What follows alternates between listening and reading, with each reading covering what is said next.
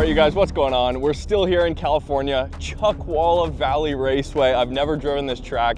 I've been itching to drive an MR2 again. You guys know I had two of them, and it's been a minute. So when our friend Bob Pham down here in LA found out I was in California, he was like, you need to come to a track day. I've got plenty of MR2s and you could probably drive some of them. So behind us, we've got 4 SW20s.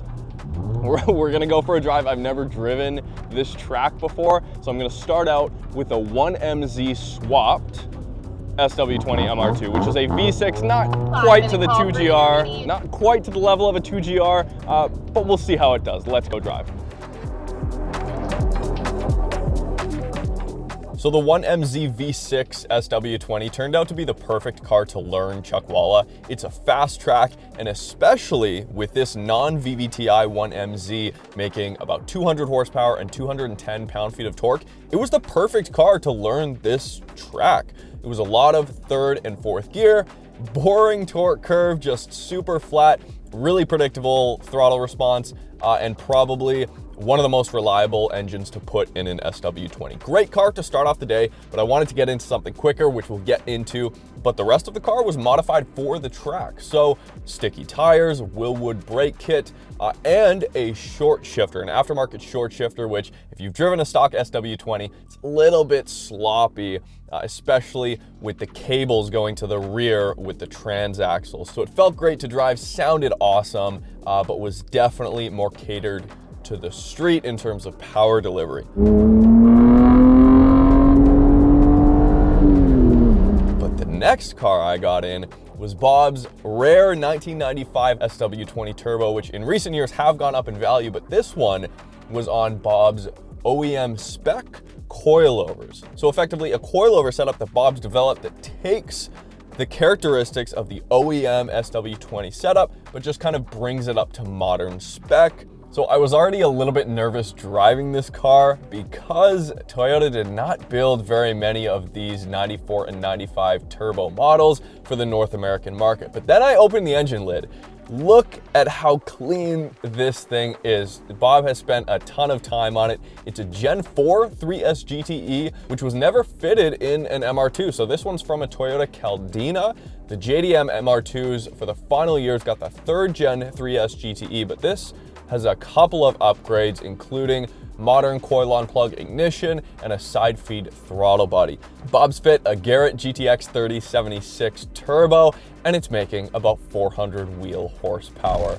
Definitely not modified to the level of White Walker, which we'll get to later. It's capable of about 500 horsepower. Right now, we're running about 400 at the wheels. So I'm gonna ease into it, a track I've never driven before, of course. Bunch of different cars out here today, mostly imports. There's a few 5th gen Camaros, a ton of Civics, FK8 Civic Type R, a few S2000s, Acura TSX, which is cool, all the way up to like GT3 RS. And there's even a 2017 or 2018 Ford GT here, which is just, that's next level.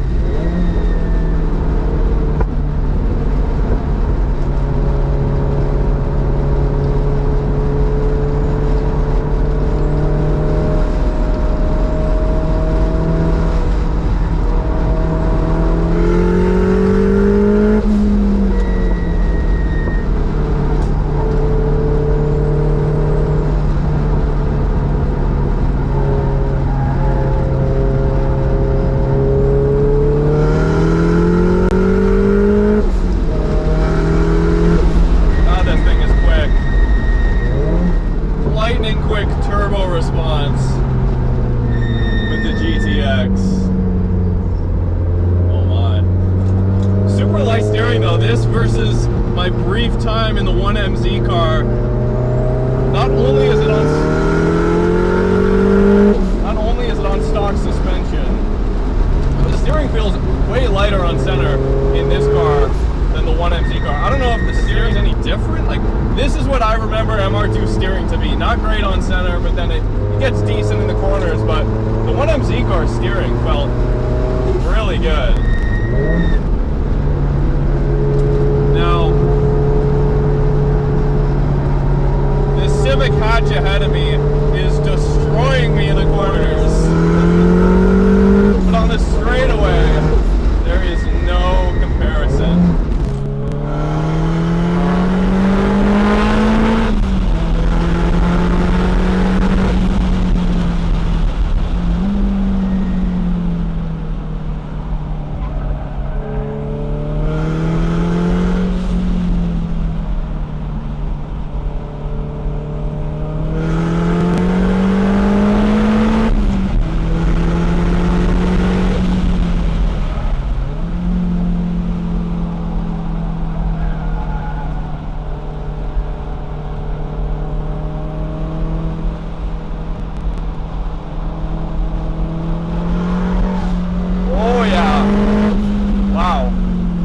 It's been a minute since I've been in an MR2. Oh my God.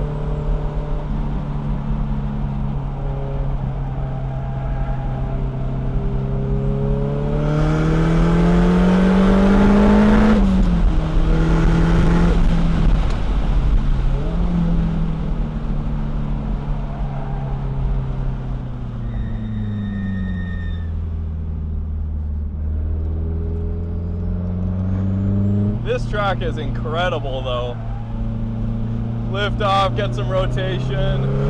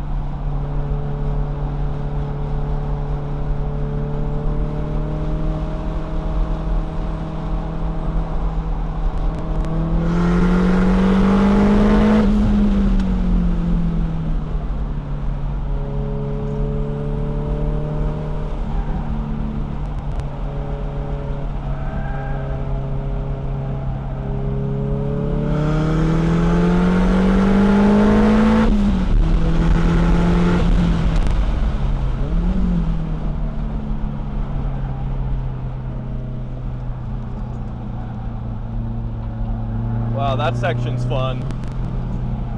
Lots of people spun on that section. I can see it. Power!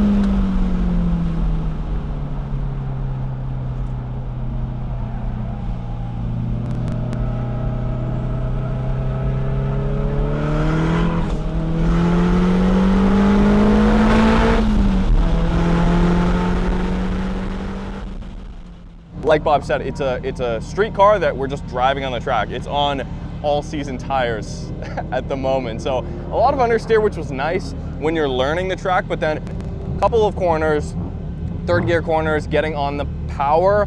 When the turbo spools up, it's nice because then you get a little bit of lean on the suspension, and I can feel how deep into the throttle I can get without getting too sketchy. But a couple understeer moments, like one oversteer moment on turn 17, the last turn coming onto the front straight.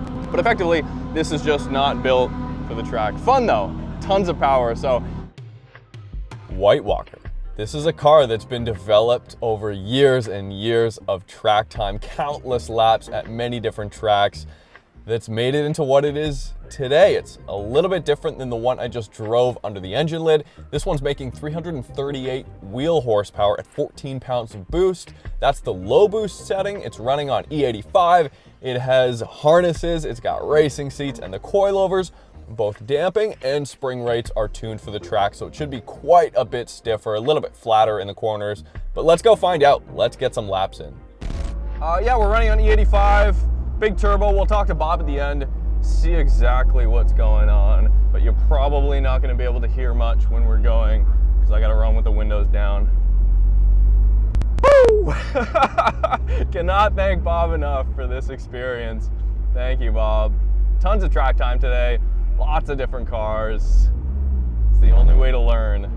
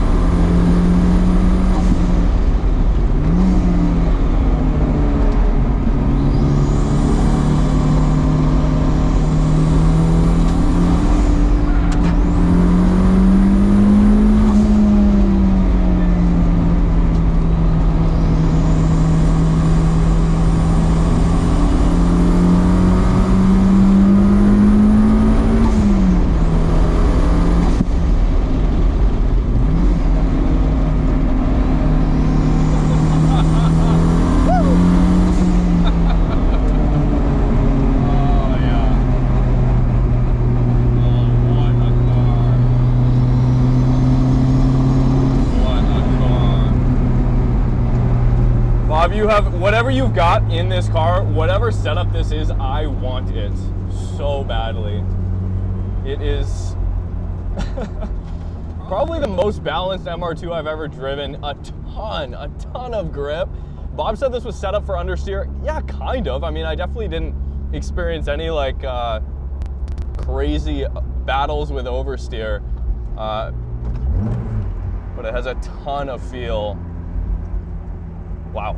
I mean, the contrast between a factory suspension SW20 and Bob's 808 coilovers here. It's his coilovers, his clutch, and his modified two-way differential in the back. It's more of like a 1.75 way diff in the back, but wow, the car is just happy. Steering's better in this car too. Seating position's great. I mean, almost no understeer, a little bit, but you get on the throttle and the rear still squats. And fast enough. It's a smoother power band than the other car. Woo! Oh man, dude, this car just keeps on giving and giving and giving. It's fun, right? So much fun, man. I mean, it's near the end of the day and finally I'm just feeling like I'm getting a hang of my line that I need to pick in the MR2. All of them really, but slightly different obviously for the amount of grip White Walker has. But yeah, it's taken the whole day to really to get the line down and realize, hey, some corners pushing it a little bit too far, some corners, hey, I can improve my line, and other corners like, hey, you can power out way sooner, and then when that moment hits, you're like, oh, this car has so much more in it to give. But yeah, let's go talk to Bob, ask him about White Walker, and then that's it, that's our day. Bob. Marcus, it's been a minute. It's been a long time. You brought White Walker out. First off, thank you so much for letting me drive the car today. Dude, you're welcome. Anytime, dude, you come down to Cali, bro. It's, you know, you're always welcome here. Appreciate it. Do you want to just give us kind of a quick rundown? What engine is in it? What's the turbo setup right now? So this one has the Gen 4 3S GTE. This was built before COVID, 2020, so like 2019. I blew about 3 Gen 4 stock, you know, stock ECU, stock Gen 4, and I was like, why am I blowing up these motors, you know? So this one has a pretty basic build, wide scope piston, max speedy rods, Chinese pistons, and they work. They're holding up. They're holding up. 5 years later, 10,000 track miles later. Crazy. Stock head, stock fuel rail, 1700cc injectors, and right now we upgraded to the Zona Turbo from Nick Speed. Before I was running the build at 15B, and it would just, after about 5,500 RPM, it would just plateau out. And this one is just goes up all the way to redline. You've driven this car. Yeah. Yeah. It's smooth, and to compare it to the other car, the real clean one, yeah, it's like, it's super linear. I know that word gets overplayed so much, but it really is. Because it's a small size turbo, and especially with E85, so the car is tuned for flex fuel. Okay. So, you know, if I need to drive this car, I'll just put 91 in it, and then drive to the track, put E85 in it, and then we get full-blown 350 to 400 horsepower boost by gear. Okay. So 1, all 2, right. 3 different poos, and then 4, 5 is straight up, you know, Yeah. 22 pound. The reason why we have aero, because my friend Leo keep crashing this car and I keep on off-roading. Every time he goes off, I get new parts. I'm like, hey, thanks, Leo. So first off, we got the front splitter. It's made by my friend Victor from Heart Fabrication.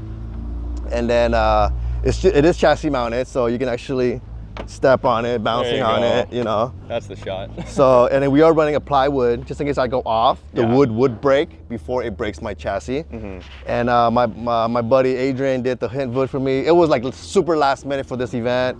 We cut out the hood scoop. So wait, so is this channeling air actually down here through? Yeah, it goes up to here. And every MR2 owner's dream. And we are running the big boy spa fan to push all the air out into the hood. So you've got crazy cooling on this car. So what does it come with stock fan-wise, like cooling, and then what's done to it now? So right now it is running on some eBay radiator, but my issue was I'm not pulling enough air into the engine bay to cool down the coolant temperature, especially when you're racing at 100-degree weather. Yeah. California, SoCal weather, you track all year round. Right now is winter, so we track, this is our tracking season. So it's you know, boosted weather. No, it's nice. So summer, we need a lot of cooling as we can. And the fenders, I am running super wide fenders, 40 millimeter over wide, wider than stock. And Adrian made this for me for you know, to channel the wind hitting it instead of hitting my tires. Yes. And we are running the 255 4017 17x9 on my coilovers, 808 spec. So I do make coilovers for this, you know, for the MR2. And to make it fit, you have to play with a lot of wheel fitment, spacers, you know, just to make the right fitment on it. So right now I'm just temporarily running some spacers, but we are going to order some 17x9 plus 25. Nice. To fit, you know, without the spacers. So 255, after running the square setup, is this like, okay, this is the recipe for the track kind of thing? This is the recipe for my car, for my track that I go to. So different people, different racers build their car to wherever they feel is best, you know, for how they drive. But for me, what I feel is like a square setup makes this car a little bit understeer. And with the power that I have and with my, you know, 808 LSD tuned by Cusco, you can actually power out of the corners. Yeah. So you've driven this car and the car feels very understeery.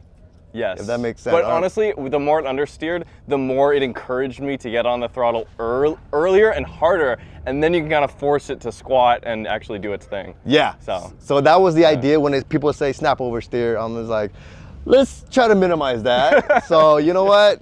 The square setup. Awesome. To me, it works. You know, 255 all around, but we are pushing the front of the wheelbase a little bit wider than the back. Yes, I see that. So for me, I want as much grip as I can on the front, and we can use, you know, the power of the Gen 4 to, you know, make that corner.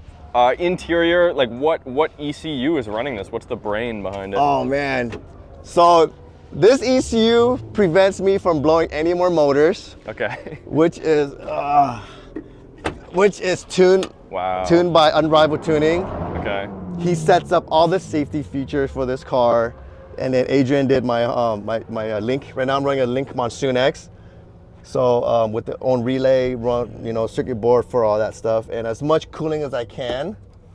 Wow. So when you're racing in the summer, you want as much cooling and as much ventilation as you can on this, especially with this much horsepower. 350, 350 horsepower, no issues. Yeah. But when you're racing at 100-degree weather, ambient, and you're pushing like 350 to 400, that's like a whole new level for me. Like, so right now I'm trying to make this car as cool as possible. And we beat on this car today. We did, between what, 6-7 drivers? Yeah. And the car did hit a PB today at Chuckwalla by Gurr. He did a 158, but the fourth gear on the brand new transmission is popping out. So he's like, I could have done a 157. Oh, okay. Yeah. Yeah, so it didn't pop out on me, but I was not pushing it as hard as he was. He was like pushing this car to the limit. And we did have an overheating issue, but we bled it real quick and the car ran perfectly fine again. Awesome. And we did burn through about, I would close to say, 35 gallon E85 today. 35 gallon. And these were brand new before they came out, the tires. What tires are we running? We are running the Falcon RT 660s. Awesome. Yeah. That's cool, man. All right, you guys. Well, that's a track day at Chuckwalla. Thanks, Bob. You're welcome, brother. Anytime. Man, I've never been to this track before, Chuckwalla. Whole new experience out here in the desert. This is the last video in the California series, so if you guys enjoyed it, please subscribe. Lots more videos to come. Bob, where can we find your parts and stuff if people want to spice up their MR2s a little bit? So I do have an Instagram called 808 Spec. That's my Instagram, and of course my MR2, Bob MR2 is my main Instagram. So we are going to take 808spec.com in the future. So that way, if you want my coilovers, clutch kit, cables, and whatever new parts that I make for my car, I will try to make it available for the community if they want to. But most of the time, I make the parts for my cars. Of course. And people ask for it, hey, I'll make more for you. Sure, yeah. Yeah, tested by Bob and perfected and tested again by you guys. So thanks guys for watching. We'll see you next time.